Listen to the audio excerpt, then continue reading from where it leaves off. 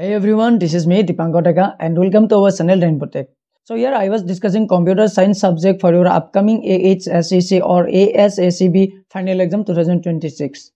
In this playlist till now I have covered up different types of topics, some previous year question paper including some important question answers, and this question will help you for your upcoming final exam. By maintaining this sequence, again I am making this video, and this video I will try to cover up some data structure question answers. In this playlist I will cover up different types of data structure related question answers which is available in your subject and in your chapter also. So watch this video till the end you just note down this question answer in your copy or notebook. And if you're watching this channel for the first time, don't forget to subscribe, and if you love this video then don't forget to share. Now let's go to our screen and discuss this question answer one by one. And till now, if you haven't watched my previous videos, then go to the description section or in the I button, you will get the link. Watch those videos from the link and clear the concept and also take the question answers which will be helpful for your upcoming exam. Okay. Now look at the first question. Pratham question to diya ase, what is object? An object is a real world thing that has properties and behavior. In programming, especially in OOP, an object is created from a class. Object বুলি ক'লে যিকোনো এটা বস্তুৰ কিছুমান properties হ'ব পাৰে বা behaviour বিলাক হ'ব পাৰে, আৰু অবজেক্ট বিলাক প্ৰগ্ৰামিঙৰ ক্ষেত্ৰত এটা ক্লাছৰ পৰা ক্ৰিয়েট কৰা হয়। তোমালোকে ইয়াতে দেখা পাইছা যে এটো ক্লাছটো এটা কি হয়, ক্লাছ কাৰ, এটো এটা আমাৰ ক্লাছ হয়, আৰু ইয়াতে কাৰৰ লগত যেটো আমি সি বুলি লিখিছো এই সি টো কি হয়, এটা অবজেক্ট হয়। এই কাৰৰ ভিতৰত যিবিলাক বিহেভিয়াৰ বিলাক লিখা আছে যে কালাৰ হওক, তাৰ যিবিলাক প্ৰপাৰ্টিজ হওক, যেনেকৈ কালাৰ, মডেল, স্পীড, এইবিলাক কাৰখনৰ কি হ'ব পাৰে, একোটা প্ৰপাৰ্টিজ হ'ব পাৰে। আৰু প্ৰপাৰ্টিজ বিলাক যেতিয়া আমি এক্সেস কৰিব লগা হয়, তাৰ ভিতৰৰ ডাটা মেম্বাৰ বিলাক এক্সেস কৰিব লগা হয়, তাৰ কাৰণে আমি একোটা অবজেক্ট ক্ৰিয়েট কৰিব লাগে, আৰু অবজেক্টৰ দ্বাৰা আমি তাৰ ভিতৰৰ ফাংচন বিলাক আমি কল কৰিব পাৰো। এনেকৈ আমি ইয়াতে কল কৰি দিব পাৰো। তো অবজেক্ট কি আমি ইয়াৰ পৰা গম পাই গলো। তোমালোকে এইখিনি নোট ডাউন কৰি ৰাখিবা। Next question to ki diya ase, what is data hiding? Data hiding is the process of keeping the data members private inside a class so that they cannot be accessed directly from outside the class. Data hiding hoise eta eneko process jot ami data members bilak, data functions bilak ba variable bilak ami private kori rakhibo paru, aru jote ebilak kono classor bahiror pora directly access koribo nware, hetu hisot ami data bilak protect kori rakhibo paru. Only public member functions can access or modify the hidden data. Yate jibilak mon data private kora ase, ebilak dekha paisa, ebilak data kito publicly direct access koribo nware. Ebilak jodi amar access koribo laga hoy, public member function can access or modify the hidden data. Data hiding eta process hoy jot ami data bilak hide kori rakhibo paru, jate data bilak amar properly thake aru data bilak kono ene unnecessary access kori থাকিব নোৱাৰে, data bilak securely থাকে। হেতু হিচাপত আমি এনেকুৱা concept আমি যেটা programming কৰো এটো আমি ব্যৱহাৰ কৰো। It protects data from wrong use or unauthorized access, যাতে কোনো তা wrong use নহয় বা unauthorized access নহয়, তাৰ কাৰণে আমি protect কৰি ৰখাৰ উদ্দেশ্যে আমি কনসেপ্টটো ব্যৱহাৰ কৰো। মই ইয়াতে int mark টো ৰাখি ৰৈছো, এটো প্ৰাইভেট হিচাপত ৰাখিছো, আৰু যদি এইটো যদি মই এনেকে s.mark যদি এনেকে মই এটা object create kori pelai, eneke jodi mo object create kori pelai direct access koribo ja equal 10 boli likhiu, to eitu mo ki dibo ta error dibo, yate dekha paisa eitu moi access korar karone moi access through methods eta methodor dara moi eneke access koribo lagibo, yate dekha paisa je s.setmarks, ei setmarks boli moi jitu yate loisu eitu bostu moi access koribo lagibo, aru ei jitu function to access koribo laga hoy tar karone moi eneke access koribo lagibo main functionor pora, তেতিয়াহে আমাৰ ডাটাটো properly access হ'ব। আমি direct এই private হৈ থকা ডাটাটো আমি access কৰিব নোৱাৰো, আৰু এইটো কি দিব, এনেকে এৰৰ দি দিব। আই হোপ তোমালোকে এইখিনিলৈকে বুজি পাইছা। নেক্সট কোৱেশ্চনটো কি দিয়া আছে, what is data encapsulations? Data encapsulation in C++ means wrapping data variable ব্ৰেকেটত লিখা আছে and functions যিবিলাকক মেথডস বুলি কয় together into a single unit called a class. Data encapsulation মানে কি, C++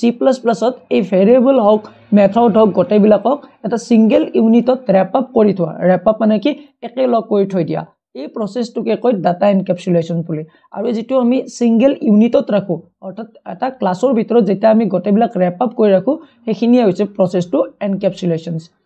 It helps in protecting data and keeping everything organized. যাতে আমাৰ ডাটাবিলাক protect হৈ থাকে আৰু ডাটাবিলাক অৰ্গানাইজড মেনাৰত থাকে, তাৰ উদ্দেশ্যে আমি ডাটা এনকেপচুলেশনস কৰি ৰাখো, যাতে ফিউচাৰত আমাৰ কোনো প্ৰবলেম এৰাইজ নহয়। আই হোপ তোমালোকে এইখিনি বুজি পাইছা। আমি আগবাঢ়িছো নেক্সট কোৱেশ্চনটো লৈ। এই গোটেই প্লেলিষ্টত মই ডাটা ষ্ট্ৰাকচাৰৰ ওপৰত কুৱেশ্যনবিলাক আলোচনা কৰিম তোমালোকৰ সিলেবাছত ডাটা ষ্ট্ৰাকচাৰ চেপ্টাৰ এটা আছে তাৰ ওপৰত বেছ কৰি মেলাই মই এই কুৱেশ্যন এনসাৰবিলাক লৈ আহিছো ওকে তো নেক্সট কুৱেশ্যনটো কি আছে আমাৰ হাতত what is abstract class abstract class কি হয় An abstract class is a class that cannot be created as an object and contains incomplete methods without body. It provides a common structure and the child classes must complete those methods. আমাৰ এতে কি হয় এটা class এনেকে create কৰা থাকে যত আমাৰ যেটো ফাংশনটো থাকে যেটো আমাৰ মেথডটো থাকে হেটো ইনকমপ্লিট হৈ থাকে আৰু তাৰ ভিতৰত আমি এনেকে এটা পিওৰ ভাৰ্চুৱেল ফাংশন এটা ক্ৰিয়েট কৰি থওঁ আৰু এই ফাংশনটো যেতিয়া তাৰ মেইন বস্তুটা আমি কেতিয়াবা এক্সেস কৰিব লগা হ'ব তাৰ এগেইনষ্টত প্ৰত্যেকটা ফাংশনৰ আমি একটা আইডেন্টিফাই কৰি ৰাখিব লাগে যেনেকৈ মই ইয়াতে ক্লাস ডগ বুলি এটা ফাংশন ক্ৰিয়েট কৰি পেলাই এনিমেল বুলি যেটো আমাৰ ক্লাস আছে হেটো কল কৰি পেলাই তাৰ ভিতৰত মই এটো মেথডটো কল কৰি ৰাখিছো বা ক্ৰিয়েট কৰি ৰাখিছো প্ৰপাৰলি এটো বিহেকে তেতিয়া ইউজ হয় when different classes share a common idea but need their own version of some methods যদি কেইটামান এনিমেল আছে আৰু প্ৰত্যেকটা এনিমেলৰে বিহেভিয়াৰ বিলাক অলমোস্ট সেম হয় যে হিয়তে কুকুৰ এটাই ভুকিব মেকুৰী এটাই মেময় বুলি শব্দ কৰিব ঠিক তেনেদৰে এলিফেন্ট এটাই বেলেগ শব্দ কৰিব তেওঁলোকৰ প্ৰত্যেকটাৰে ভিতৰত যেটো শব্দ সাউন্ড হেটো কমন হয়নে নহয় তেওঁলোকৰ সাউন্ডৰ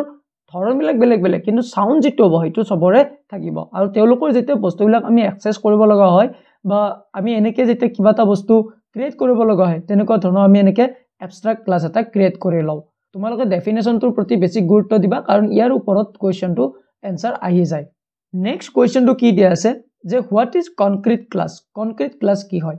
এ concrete class in C++ is a normal class that has complete function definition no pure virtual functions an object can be created from it it provides full implementation of all its method etu normal class dore hoy protomote yate eta class create koribo tar pisot main functioner pora ki koribo he class tor against eta object yate create koribo aru he object tore tar bhitor function bilak call koribo je c.start eneke function bilak call koribo etu normal class aru object e hoy jay aha koru tumaloke ekhini loke buji paisa next yate eta assignment hisabot ki di ase je types of polymorphism মই ইয়াৰ প্ৰিভিয়াস video বিলাকত what is polymorphism এনেকে কোৱেশ্চনটো দি দিছো হেতু তোমালোকে আগৰ video বিলাকৰ পৰা চাই লবা ডেসক্ৰিপচন সেকশনত লিংক দিয়া আছে তাৰ পৰা চাই লবা আৰু অ্যাসাইনমেন্ট হিচাপত তোমালোকক দি দিছো যে টাইপস অফ পলিমৰফিজম তোমালোকে এইটো লিখি লবা ইয়াৰ ওপৰত কোৱেশ্চন আহিব পাৰে নেক্সট টু কি দিয়া আছে যে টাইপস অফ ইনহেৰিটেন্স মই ইনহেৰিটেন্স কি এইটো কোৱেশ্চনৰ আগৰ ভিডিওত দিয়া আছে চাই লবা তোমালোকে আৰু টাইপস অফ ইনহেৰিটেন্স দিয়া নাই এইটো তোমালোকে গুগলৰ পৰা নোট ডাউন কৰি লবা ঠিক আছে Next question to ki dia ase what is member function etu bahut easy hoy tumaloke already enukwa dhoronor C++ program korise je a member function is a function declared inside a class to perform operation on the class's data etu amar ki hoy ta member function etu dekha paisa je etu classor bitorot ami etu member function eta ki kori rakhisu yate declare kori rakhisu yate create korisu aru etu ami yate access korisu main function or pora in main function or pora to etu bahut easy hoy tumaloke janai আৰু ইয়াৰ আগৰ video বিলাকত মই data member কি এইটো আলোচনা কৰিছো data member কি হয় যদি তোমালোকে এতিয়ালৈকে চোৱা নাই চাই লবা বা গুগলৰ পৰা তোমালোকে নোট ডাউন কৰিবা যে হোৱাট ইজ ডাটা মেম্বাৰ ঠিক আছে নেক্সট কোৱেশ্চনটো দিয়া আছে যে হোৱাট ইজ অপাৰেটৰ এটো বহুত ইম্পৰ্টেন্ট কোৱেশ্চন হয় এটো আহাৰ বহু বেছি চান্স থাকে an operator is a symbol that performs an operation on variables or values দুটা ভ্যালুজ বা ভেৰিয়েবল কি ধৰণৰ পাৰফৰ্মস কৰিব কেনেকৈ অপাৰেশন কৰিব হে অপাৰেটৰ বিলাক ব্যৱহাৰ কৰি পেলাই কৰা হয় তো আমাৰ ইয়াতে C++ বিভিন্ন ধৰণৰ অপাৰেটৰ থাকে টোটাল আমাৰ ইয়াতে 8টা অপাৰেটৰ আছে আৰু সেইবিলাক তোমালোকে নোট ডাউন কৰি ৰাখিবা বহুত বেছি ইম্পৰ্টেন্ট হয় তাৰ ওপৰত কোৱেশ্চন আহি যায় মই ইয়াতে টেবল আকাৰত তোমালোকৰ আগত এই যি 8টা অপাৰেটৰ আছে ইয়াতে এটা আলোচনা কৰিছো প্ৰথম অপাৰেটৰটো হৈছে এৰিথমেটিক অপাৰেটৰ এই যিবিলাক অপাৰেটৰ তোমালোকে দেখিছা যে প্লাস মাইনাস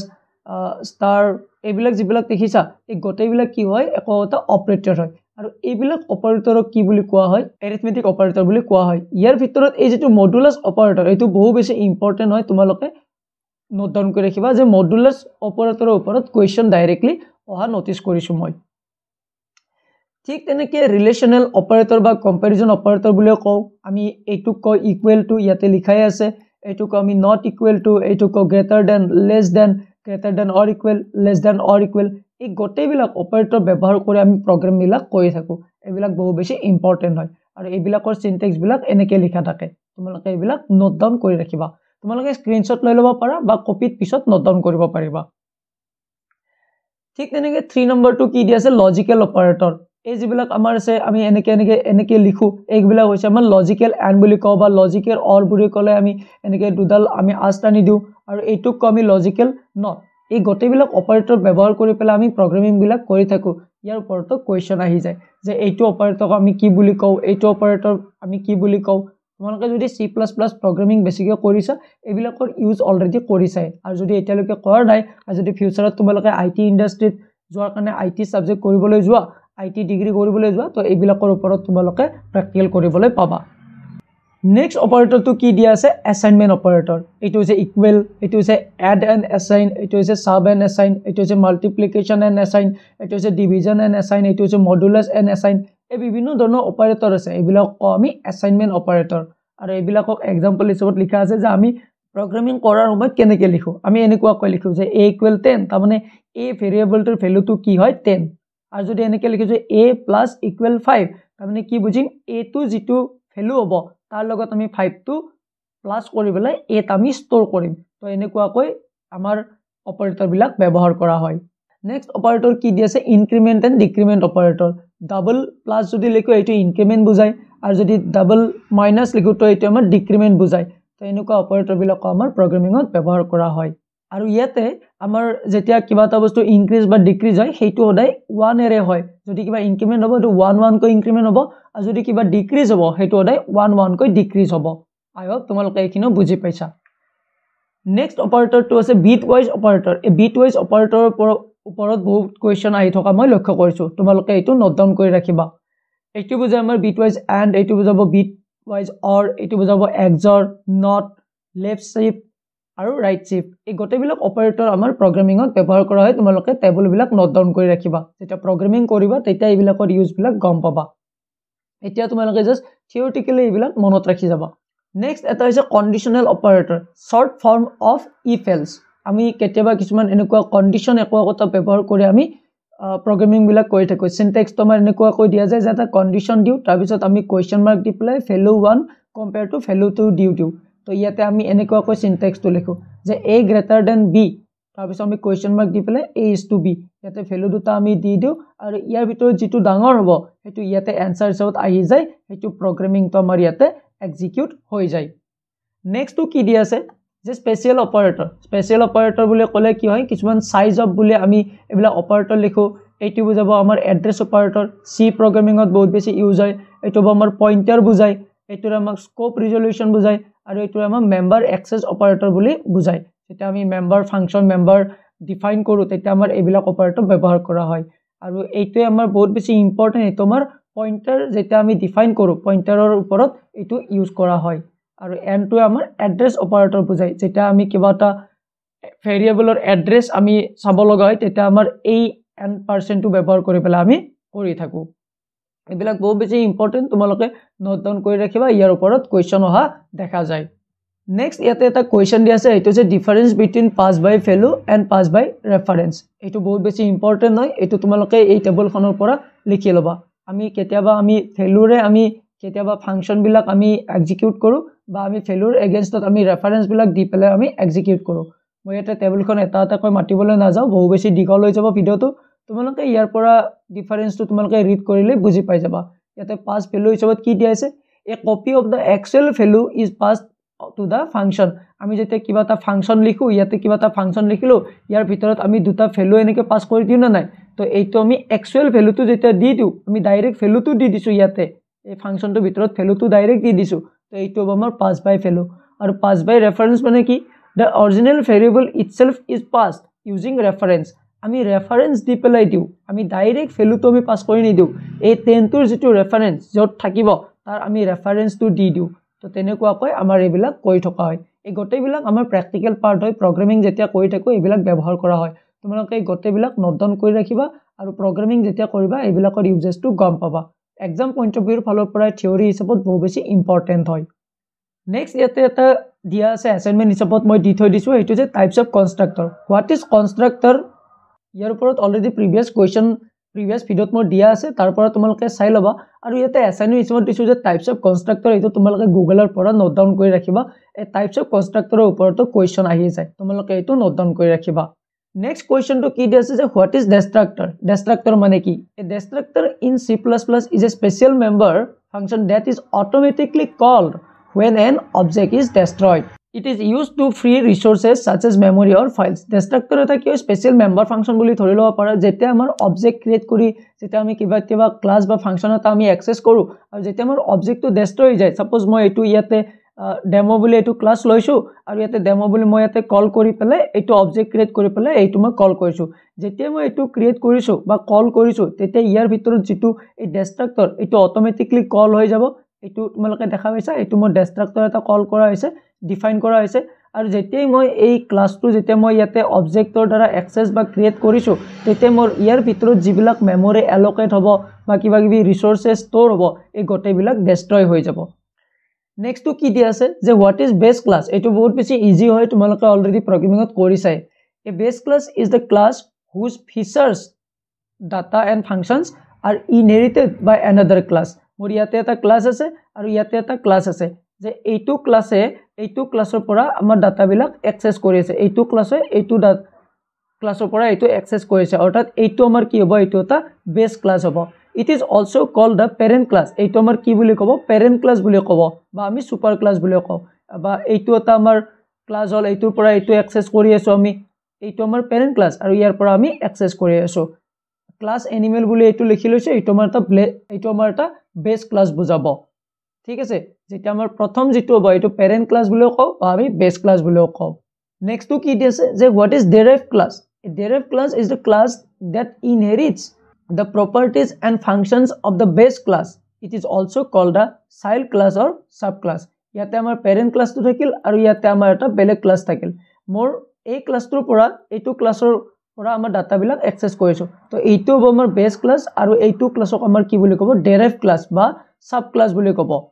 বা এইটো আমাৰ চাইল্ড ক্লাস বুলি ক'ব পাৰে ইয়াতে মই এইটো ক্লাস এনিমেল বুলি ইয়াতে মই এটা বেস ক্লাস লৈছো আৰু ইয়াৰ ভিতৰত যিবিলাক ফাংচনস হক বা ভেৰিয়েবল হক তো এইবিলাক মই এই যেটো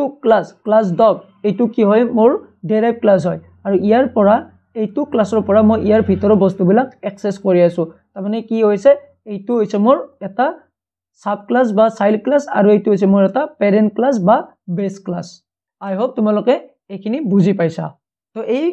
ভিডিওটোত মই এতিয়ালৈকে ডাটা ষ্ট্ৰাকচাৰৰ বিভিন্ন ধৰণৰ কোৱেশ্চন আনসাৰ আলোচনা কৰিলো আজিৰ ভিডিওটোত অনলি মই ডাটা ষ্ট্ৰাকচাৰৰ ওপৰতে কোৱেশ্চন আনসাৰ বিলাক লৈ আহিছিলো যদি মই প্লেলিষ্টটো কন্টিনিউ ৰাখিব লাগে তোমালোকে মোক কমেন্ট সেকশনত জনাবা মই এই প্লেলিষ্টটো কন্টিনিউ ৰাখিবলৈ চেষ্টা কৰিম যদি তোমালোকে গটেবিলাক বস্তু বুজি পাইছা আৰু যদি নোট ডাউন কৰি ৰাখিছা তো তোমালোকৰ প্ৰ্যাকটিকেল এক্সাম বা ফাইনেল এক্সামত বহু বেছি প্ৰকাৰে হেল্পফুল হ'ব তো আজিৰ ভিডিওটোত এইখিনিয়ে আৰু যদি তোমালোকে ভিডিওটো চাই ভাল পাইছা তেনেহলে ফ্ৰেণ্ডৰ মাজত শ্বেয়াৰ কৰিবলৈ নাপাহৰিবা আৰু চেনেলটো সাবস্ক্ৰাইব কৰিবলৈ নাপাহৰিবা তো আজিলৈকে এইখিনিয়ে ধন্যবাদ